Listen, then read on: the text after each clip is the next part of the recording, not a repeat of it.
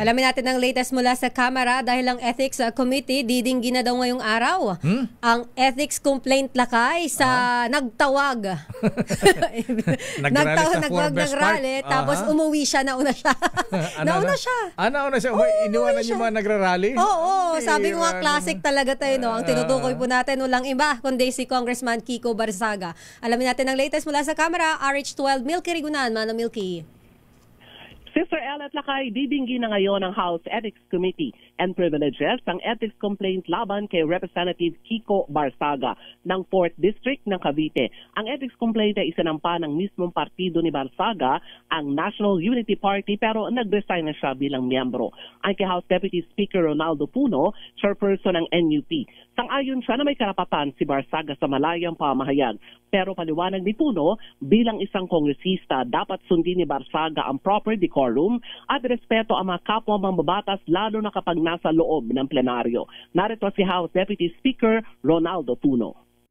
But when you enter the House of Representatives, you are expected to hold yourself to a certain level of behavior. No? And kung walang ganon, wala na, magkakagulo na lang tayo dito. We are expected to act with a minimum level of decorum. Diba? And with respect to our peers, ganon. So pag wala yun, then we have to seek redress. No? And that's what we are doing now. Kasi sabi mo nga, tuloy-tuloy hanggang ngayon, every time may opportunity siya, kukunan niya somebody on the floor that's not expecting to be put on public domain. No? Hindi naman siguro tama yun. So we will just pursue that complaint kasi para malagay sa tama yung kilos ng lahat dito. But lagyan naman ng dignidad yung House of Representatives.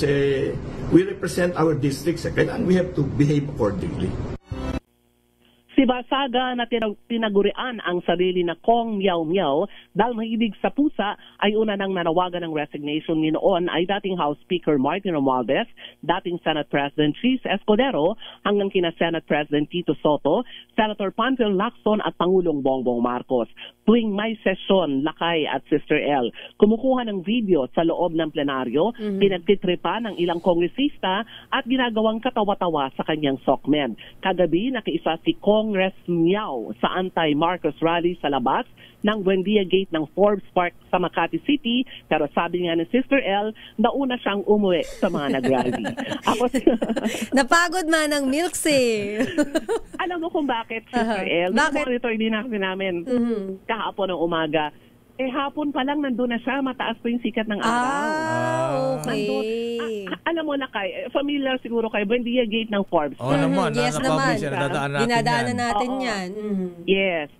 Nakasarado na yung gate na yon. Wala pang mga pulis nandun siya nakaupo sa isang puti na monoblock. Nakaupo siya doon. Nandun lang siya. Talaga naman. Nandun siya Lakay.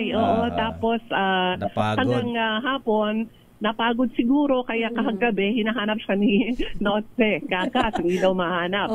Pero nagpakita naman parang for photo opportunity ang yata. Pero umalis ka agad. Yun ang report din na mga nag-cover. Kasi may mga nagpa-selfie pa sa kanya, Manang Milks pero umalis din siya.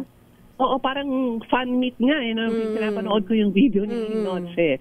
Talagang umalis siya kaagad. Pero siya yung nananawagan. Matagal na mag-rally sa harapan ng Forbes Park Gate.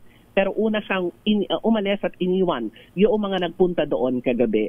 Ako si Milky Rigunan nagulat para sa DCRH. Una sa Pilipinas, una sa Pilipino.